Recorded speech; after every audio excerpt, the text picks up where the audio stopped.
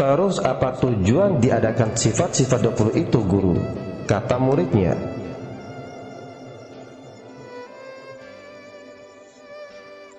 Sifat-sifat yang 20 itu muncul apabila ilmu mencoba untuk memperkenalkannya. Perkenalan melalui ilmu itu hanyalah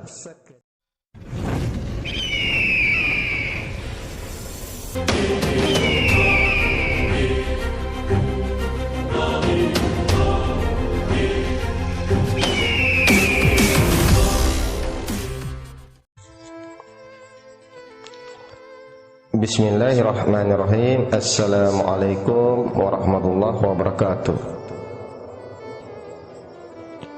Bagaimanakah caranya agar orang alim tidak diperdayakan oleh ilmunya dan orang yang ahli ibadah tidak terperdaya oleh amalnya?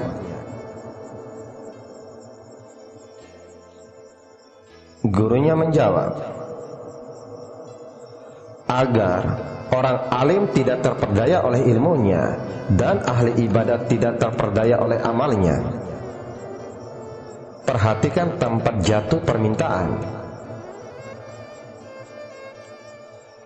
Jika warna-warni keduniaan seperti harta, pangkat, dan kemuliaan yang menjadi tuntutannya, dan kesungguhan usaha dan ikhtiar ditujukan semata-mata kepada manusia dan alat dalam mendapatkan keperluannya, itu menjadi tanda bahwa hatinya berpaling jauh dari Allah Subhanahu wa ta'ala.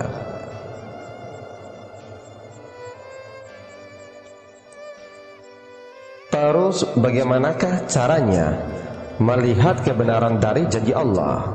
Seumpama katanya, barang siapa yang mengerjakan amal soleh masuk surga, dan barang siapa yang mengamalkan ini akan mendapatkan balasan berupa ini dan itu. Tanya si muridnya.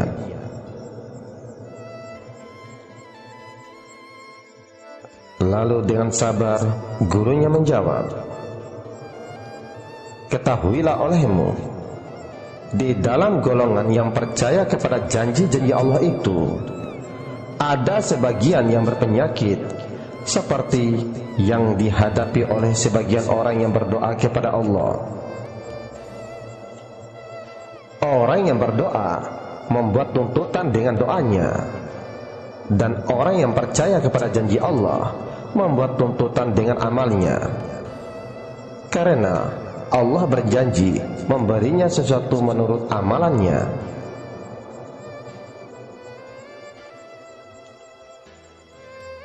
Jadi, amalan seseorang ini tidak ikhlas kepada Allah, karena mereka mengerjakan sesuatu itu hanya karena mengharapkan balasan dari apa yang sudah mereka kerjakan. Jadi, ini adalah bagian dari penyakit hati mereka. Lalu muridnya berkata,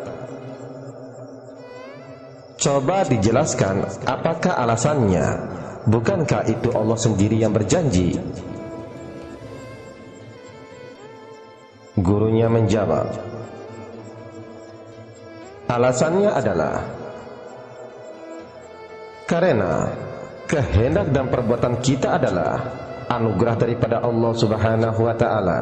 Jadi, apakah hak kita untuk menuntut Allah dengan doa dan amal kita? Memang benar, Allah berjanji untuk mengabulkan semua doa dan mengkurniakan sesuatu menurut amalan. Tetapi tidak ada makhluknya yang layak menagih janji tersebut. Janji Allah kembali kepada dirinya sendiri. Jangan coba-coba menuntut janji Allah, karena andainya Dia menuntut kamu dengan amanah yang dipertaruhkan kepada kamu, niscaya semua amalan kamu akan hancur berterbangan seperti debu, dan tidak ada walau sebesar zarah pun yang layak dipersembahkan kepadanya apabila kamu dihadapkan kepada keadilan Allah Subhanahu wa ta'ala.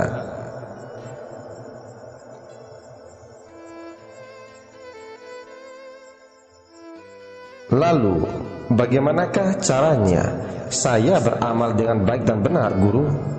Mohon penjelasannya, tanya muridnya.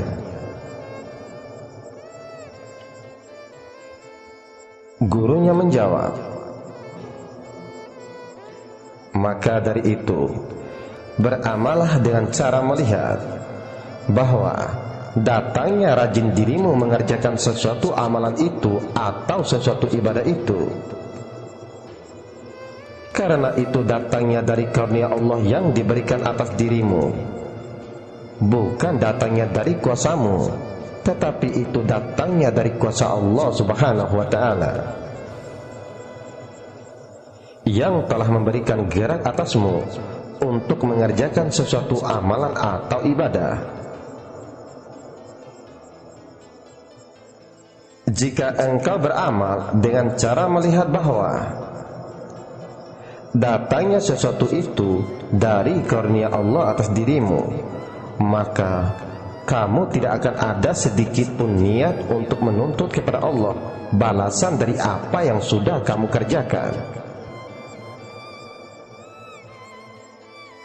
Maka timbullah sifat ikhlas di dalam dirimu, dan terpancarlah nur ma'rifat di dalam hatimu, dan menjadikan hilangnya sifat keakuan pada dirimu.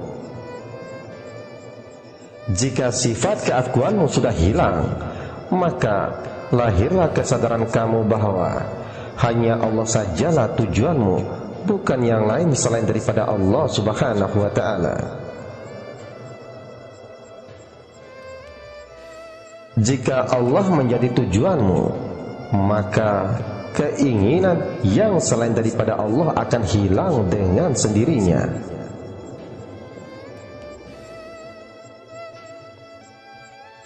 Lagian, apabila dibandingkan dari apa yang sudah Allah berikan kepada kita dan apa yang akan kita berikan kepada Allah, itu tiada akan pernah ada bandingannya. Karena apapun yang kita kerjakan, itu semua datangnya dari karunia sang pemilik alam semesta, yaitu Allah Subhanahu wa ta'ala itu sendiri.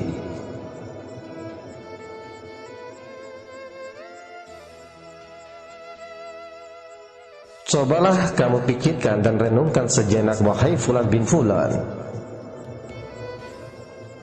Apakah mungkin Dia yang telah memberikan kuasa gerak kepada kita sehingga kita bisa mengerjakan sesuatu amalan, kita pula yang kembali menagih janji Allah meminta upah kepadanya? Cobalah kamu renungkan yang sedikit itu. Lalu murid itu bertanya lagi, wahai guruku, bagaimanakah caranya bila nanti di waktu wafatku bisa menjadi yang terbaik? Gurunya menjawab, hendaklah engkau tidur sedang engkau melihat pada Allah. Begitulah nanti dikala Allah mewafatkan engkau, engkau akan melihat pada Allah.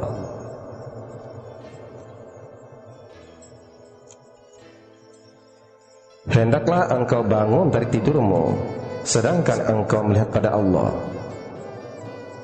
Begitu pula lah nanti dikala engkau Allah bangkitkan di hari kiamat, engkau akan melihat padanya pula. Lalu muridnya berkata, Guru, kenapa ada banyak orang berkata, barang siapa yang akhir perkataannya sebelum meninggal dunia adalah La ilaha illallah, maka dia akan masuk surga? Hadis riwayat Abu Daud.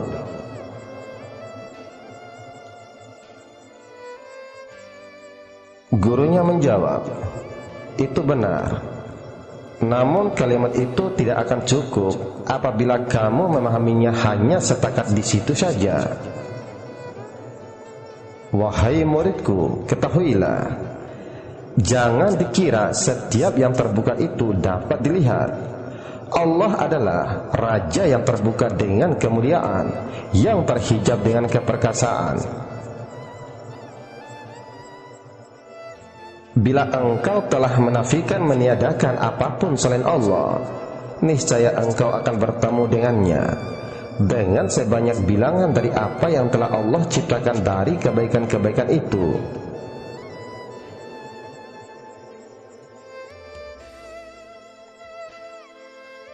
Lalu muridnya itu bertanya, siapakah itu Allah? Gurunya menjawab, Dia adalah Allah yang Maha Esa. Dia adalah Maha Suci, Maha Tinggi, dan Maha Besar daripada apa yang dipikirkan, dihayalkan, diibaratkan, ditekakan, dirasakan, dan disifatkan. Seperti apakah cara Allah melihat dan mendengar?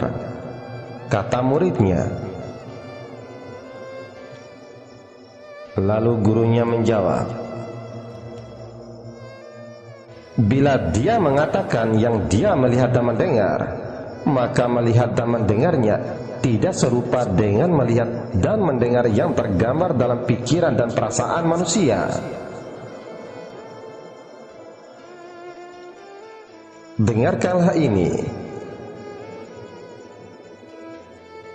Manusia atau makhluk apabila mau mendengar, pasti membutuhkan daun telinga, gendang telinga. Kalau Allah tidak membutuhkan daun telinga ataupun gendang telinga untuk dia supaya bisa mendengar. Begitupun dengan melihat. Apabila Allah berkata Dia Maha Melihat, bukan berarti Allah melihat menggunakan mata atau bola mata seperti kita.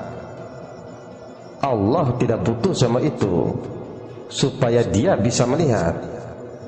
Itulah Dia Allah, tidak ada yang serupa dengannya.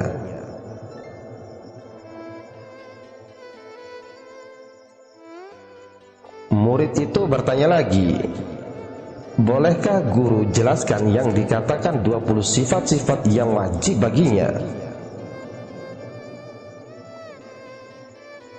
Setelah itu gurunya diam sejenak. Terus pandangan matanya mengarahkan ke mata muridnya dan berkata, dengarkanlah ini baik-baik. Walaupun dibentangkan 20 sifat-sifat yang dikatakan sifat-sifat yang wajib baginya, tetapi sifat-sifat tersebut bukanlah sifatnya yang hakiki. Dia tidak tertakluk kepada sempadan wajib, mungkin, dan mustahil. Wajib, mungkin, dan mustahil adalah sempadan dalam ilmu.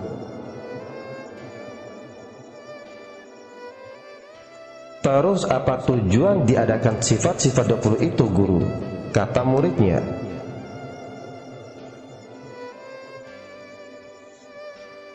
Sifat-sifat yang 20 itu muncul apabila ilmu mencoba untuk memperkenalkannya. Perkenalan melalui ilmu itu hanyalah sekedar untuk menafikan sifat-sifat yang tidak layak baginya, bukan untuk menyatakan sifatnya yang hakiki. Dia lebih suci, lebih mulia, dan lebih agung daripada apa yang dikatakan oleh ilmu dan daripada apa yang diperkenalkan oleh ma'rifat. Tidak ada ilmu dan tidak ada ma'rifat yang berkongsi kedudukan dengan keesaannya.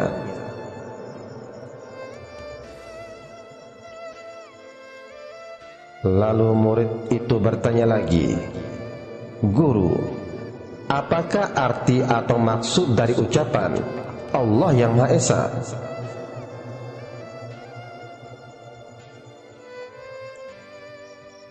Gurunya menjawab, Maha Esa bermaksud tidak ada ilmu dan tidak ada ma'rifat yang mengetahui dan mengenalinya. Maha Esa artinya tidak ada ilmu dan tidak ada ma'rifat yang mengetahui dan mengenalinya. Ketahuilah, akal yang ada pada kita ini bukanlah alat untuk mengetahuinya, dan hati juga bukanlah alat untuk mengenalinya yang hakiki. Akal dan hati adalah alat untuk beriman kepadanya dan mentaatinya. Bila akal dan hati sudah tunduk dengan segala kelemahan dan kerendahan, lalu menyerah kepadanya, barulah akal dan hati itu dikatakan Islam. Allah Subhanahu wa ta'ala berdiri dengan sendirinya. Dia tidak memerlukan sifat wujud untuk kewujudannya. Dia tidak memerlukan sifat hidup untuk membuatnya hidup. Dia tidak memerlukan sifat mendengar untuk menjadikannya mempunyai pendengaran.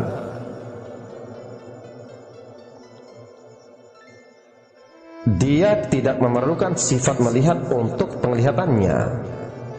Dia tidak memerlukan sifat berkata-kata untuk mengadakan kalamnya.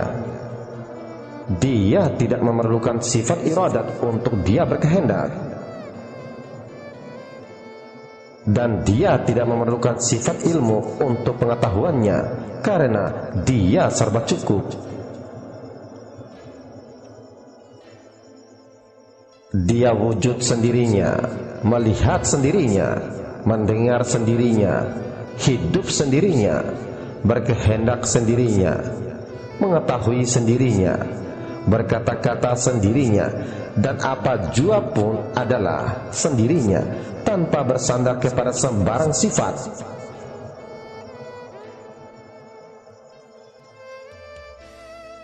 Dia tidak memerlukan sifat atau nilai-nilai tambahan untuk kesempurnaannya. Dia berkuasa tanpa bersandar kepada sifat berkuasa.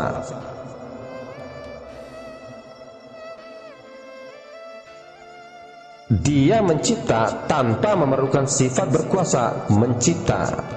Allah serba cukup dengan dirinya sendiri, dengan keesaannya, tanpa memerlukan sokongan sifat dan alat.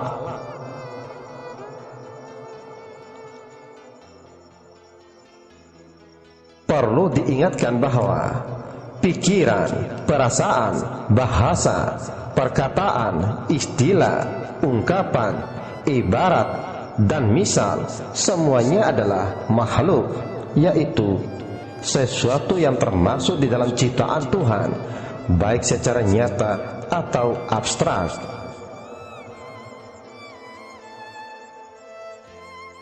Ketahuilah, wahai fulan bin fulan, wahai fulan binti fulan, apa yang Tuhan ciptakan tidak ada kekuatan untuk memperlihatkan tentang Tuhan.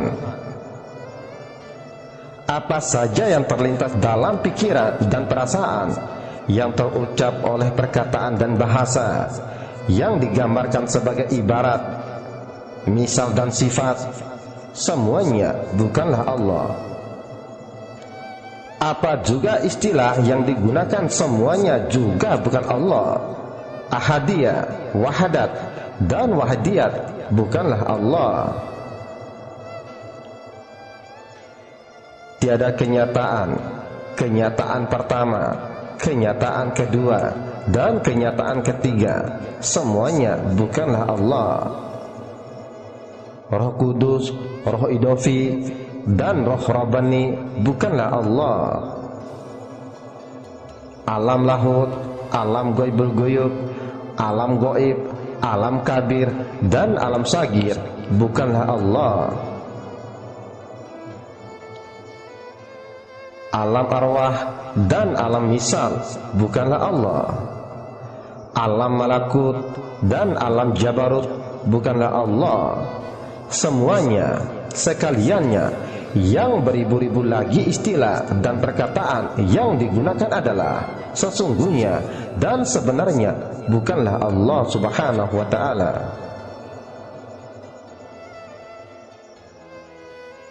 Muridnya bertanya, Lalu apa arti semua itu?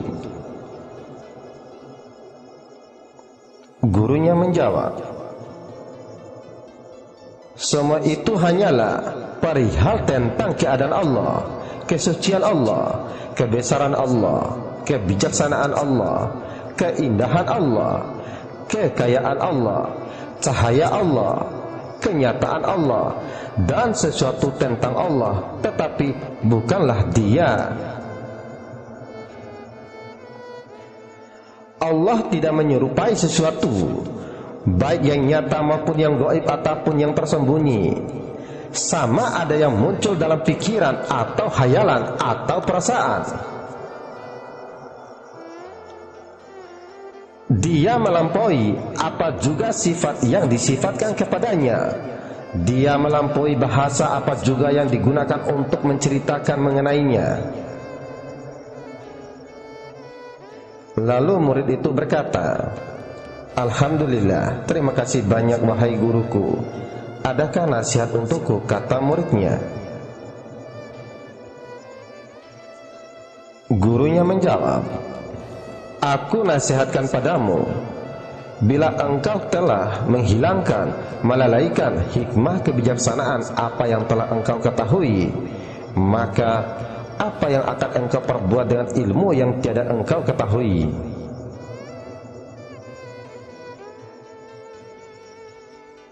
Dan amalkanlah ilmu yang sudah engkau ketahui, maka Allah akan mengajarkan padamu ilmu yang belum engkau ketahui.